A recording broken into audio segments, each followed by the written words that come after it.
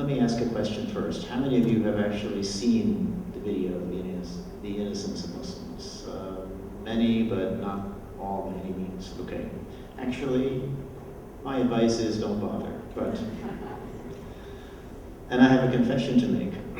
Although I saw, as you did, I'm sure, or heard much on the radio or on the internet and the press about this video when it came out and the furor started with it. I did not actually view it myself until about a week ago after I was asked to do this presentation. I guess I figured if I have to talk about it, I should see it. I don't take a special interest in polemics, and there is today so much anti-Islamic polemic in circulation that I assume this was merely more of the same, and I'm afraid it is, of a particularly crass kind. My own interest as a historian is to try to figure out what actually did happen at the origins of Islam, and polemics, certainly polemics of this kind, are of no help in this whatsoever. Maybe I should be more curious, but I just got around to it when I prepared for this. So let me talk a little bit about what I noted when I watched The Innocence of Muslims for the first time. Basically, two things struck me right away about the video, and probably struck most of you who have seen it. They were, first of all, the incredible crudity of its content, and secondly, a fundamental lack of coherence that it might have as a piece of cinema, if we can dignify it with the term cinema. To start with the latter point first, this roughly 14-minute video, as it now exists, does not really attempt to tell a story or to present a series of episodes related by a clear logical or narrative thread. Rather, it is a disjointed hodgepodge of isolated vignettes or episodes, united loosely by the fact that most deal with the Prophet Muhammad or his followers in the 7th century in Arabia, except for the first few vignettes, which pretend to portray Egypt at some point in the near future where a dystopian Islamic regime has taken power under which Christians and women generally are ruthlessly attacked by Muslims while the Egyptian police stand by and do nothing.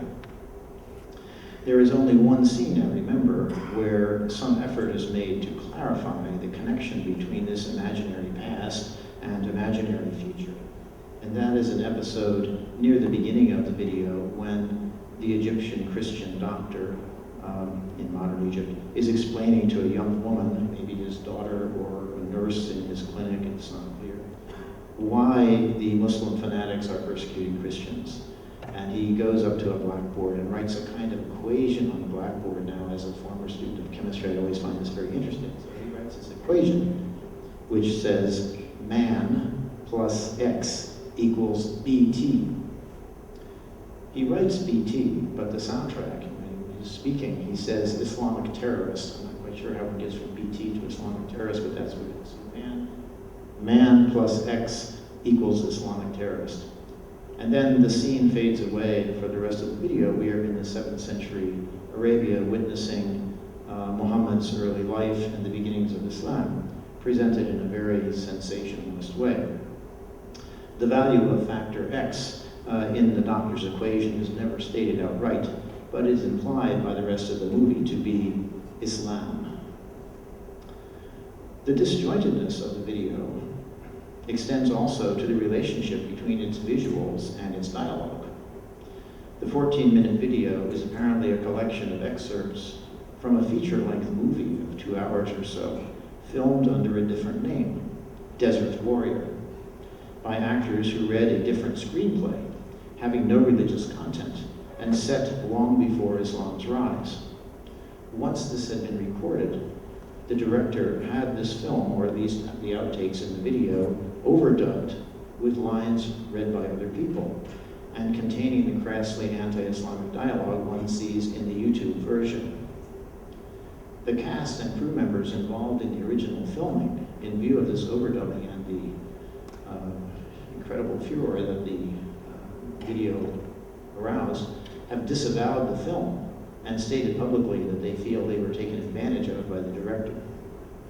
Not surprisingly, I would say. The disjuncture in the presentation between fantasy episodes set in an imaginary Egyptian future and almost equally imaginary episodes supposedly depicting Muhammad's life 1400 years ago in Arabia, may actually tell us something, I think. It means that the video's maker assumes that viewers will immediately understand how these disparate vignettes are connected. This is because they conform to a widespread polemical depiction of Islam, one that essentializes the religion so that all Muslims of all periods, whether in the 7th century or the 21st century, are basically interchangeable and always bad, of course. So the factor X is static and unchangeable over time. Well, this brings us then to the content of the video and its almost pornographic quality.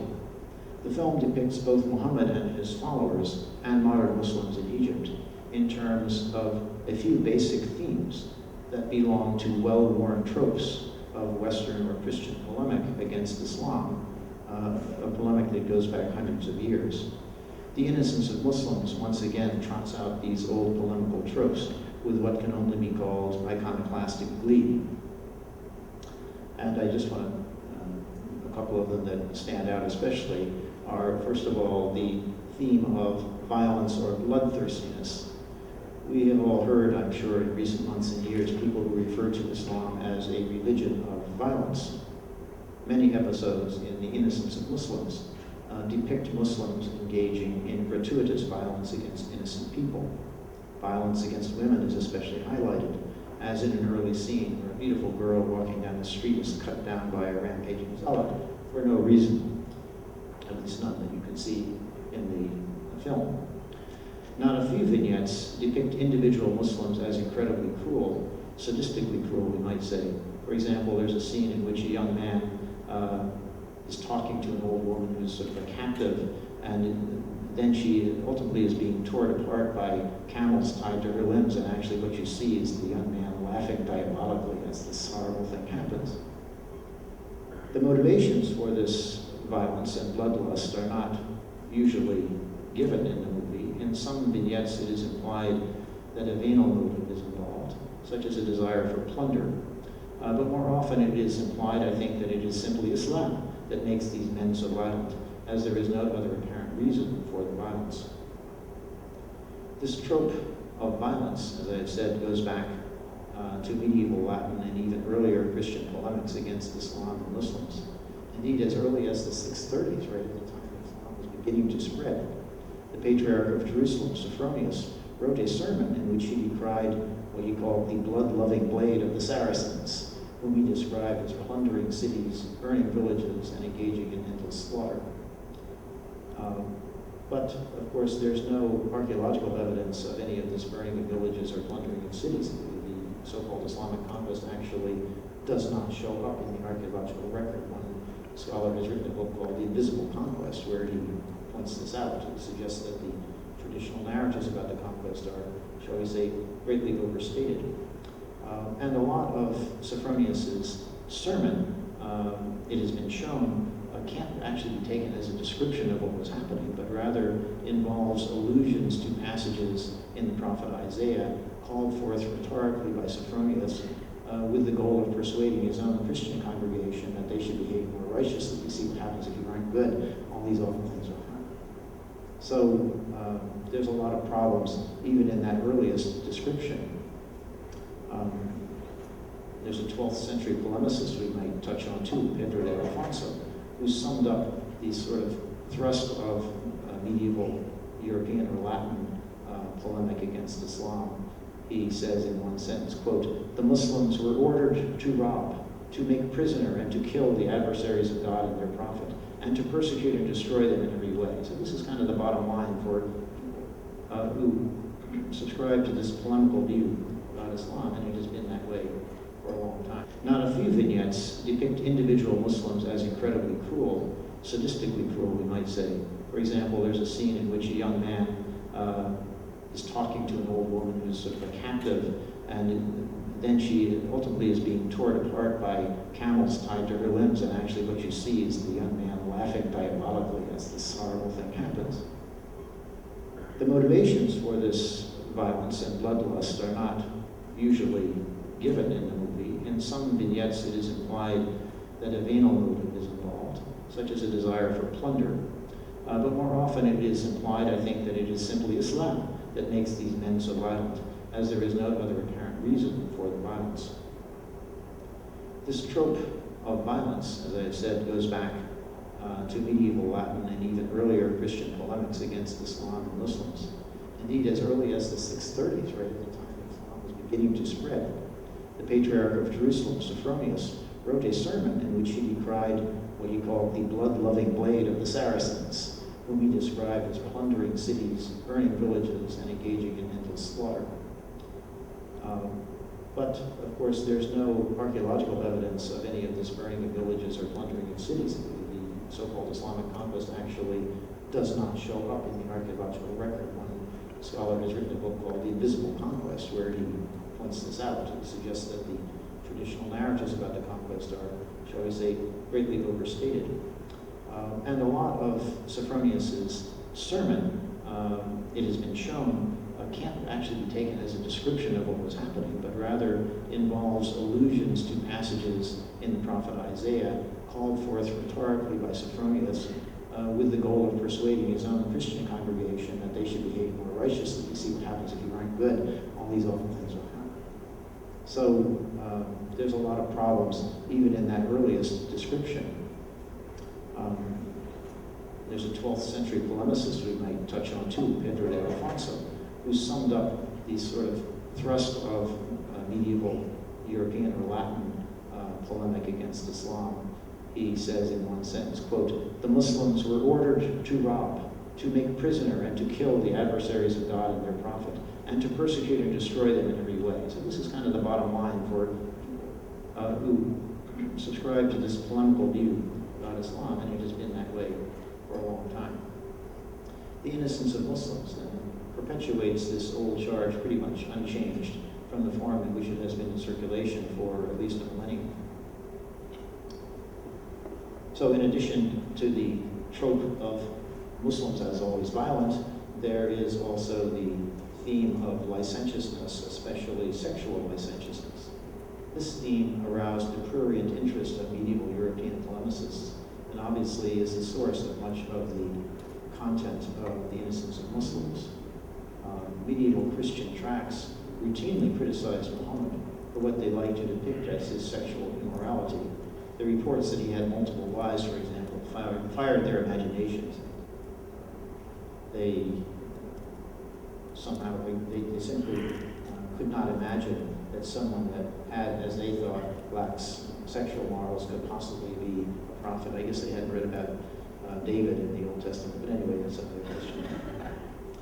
In this film, Innocence of Muslims, again, this continues this age-old set of charges with gusto. In the film, Muhammad is portrayed as a sort of sex-crazed frat boy gone wild. He pursues every woman within reach, and his followers are also allowed to consider women their spoil. And he tells his followers at one point, if a married woman offers herself to a master himself, it is okay.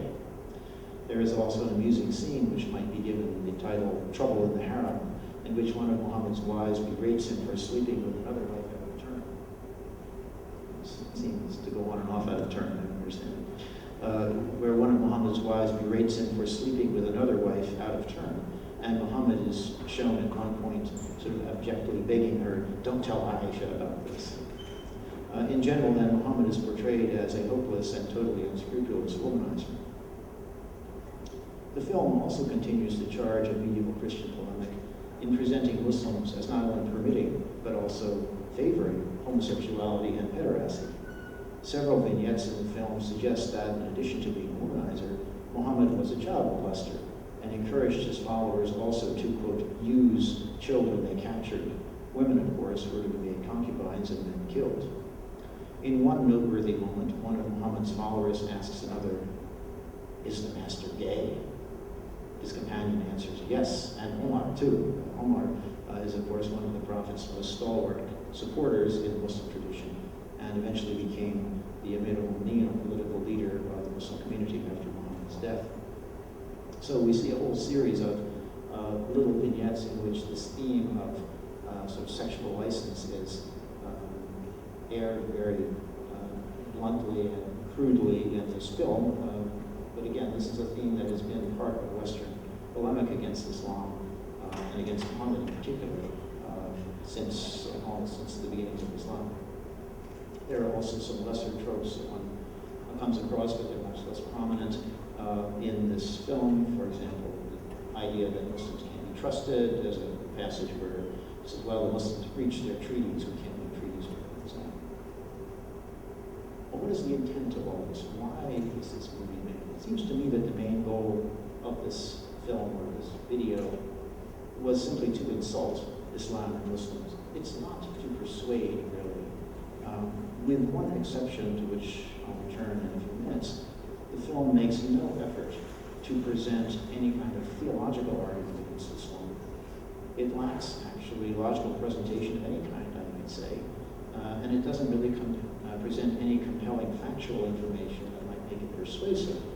Rather, it concentrates on dishing up a series of episodes noteworthy for their revolting or ridiculous character.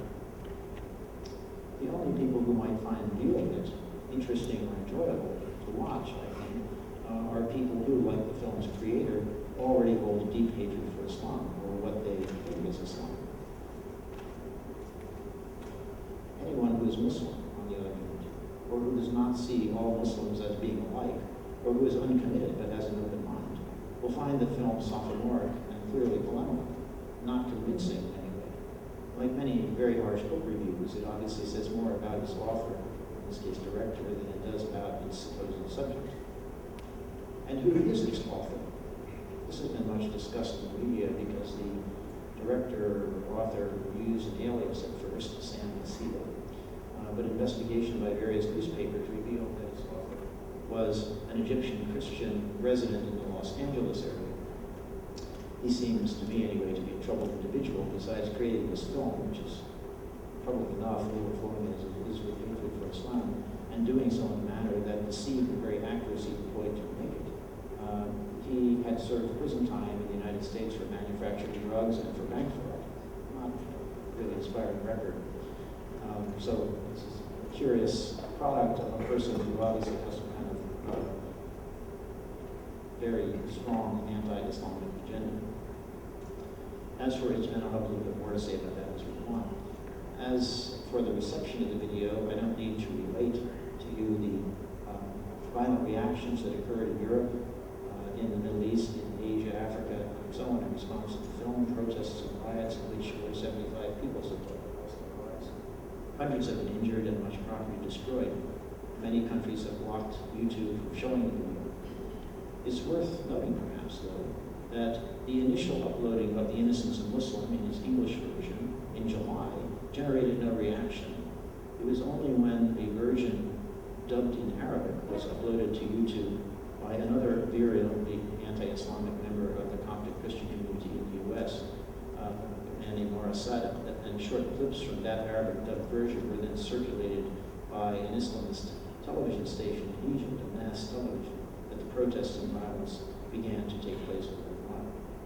So we have a lot of parties involved in somehow bringing this ugly product to the awareness of Muslims who then found it so offensive. Not only these two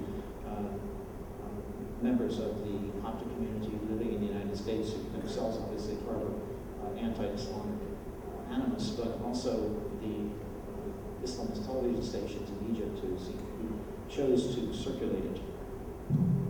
The virulent reaction is due not only to the way the Prophet Muhammad is portrayed in the video, but to the very fact that he is portrayed. Traditionally, Muslims do not depict Muhammad in visual arts. There are a few exceptions, of course, but if a figure representing Muhammad appears in a miniature painting, for example, the figure's face is left blank or is shielded behind a white veil.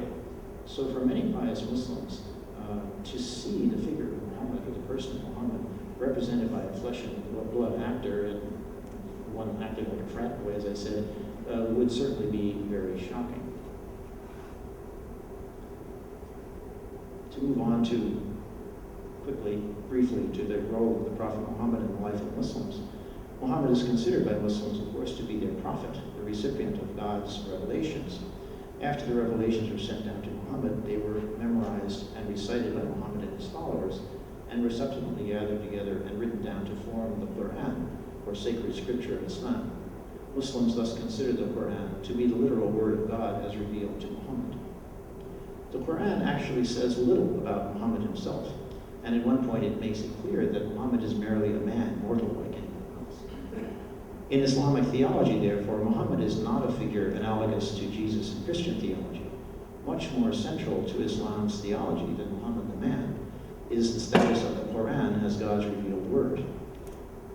The one episode in The Innocence of Muslims that actually advances a point of theological polemic is one in which Muhammad's wife Khadija and her cousin Warqa ibn Nawfal are shown suggesting that Muhammad should forge a false scripture from passages taken from the Torah and the New Testament.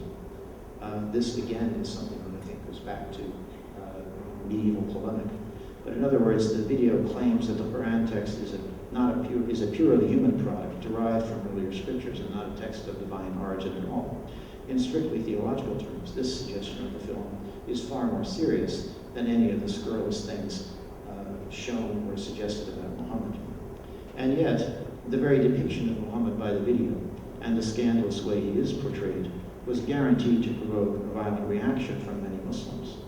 Although, as noted, the Quran seems to play down Muhammad's claim to special status, later generations of Muslims elaborated a biography of the Prophet that offered an explanation of every aspect of his life in sometimes excruciating detail. They also developed a hagiography that made Muhammad a paragon of all human virtues and sometimes of superhuman qualities as well. Part of this process of hagiography was the virtual ban on visual representations of the Prophet, which I just mentioned. Islamic law, a vast and complex body of material that provides the guiding principles by which Muslims are supposed to lead their lives, was elaborated not only from the dictates of the Quran, but also from the precedents derived from Muhammad's own actions and sayings as they were understood in the Muslim tradition. Muslim tradition thus has considered Muhammad the epitome of perfect behavior and a model to be emulated by all later Muslims. Various ritual practices in the Muslim community also establish a sense of the sanctity of Muhammad's person among believers. Prayers for the Prophet and for his family are regularly joined upon believers and frequently performed. Mawlids, or a celebration of Muhammad's birth, often celebrations among groups of women, provide a sense of having a personal relationship with Muhammad. This in turn gives these believers a hope of intercession by him on the day of judgment, and hence a sense of hope for their salvation in the afterlife. It is, I think, then hardly surprising that Muslims for centuries have been very sensitive about suggestions that their prophet was anything less than an ideal human being. In its intentional effort to enrage Muslims by aiming gross insults at their prophet, then, The Innocence of Muslims ably continues this long and sordid tradition of Christian anti-Islamic polemic, stretching back at least a millennium. I think now my millennium is over, so I will stop.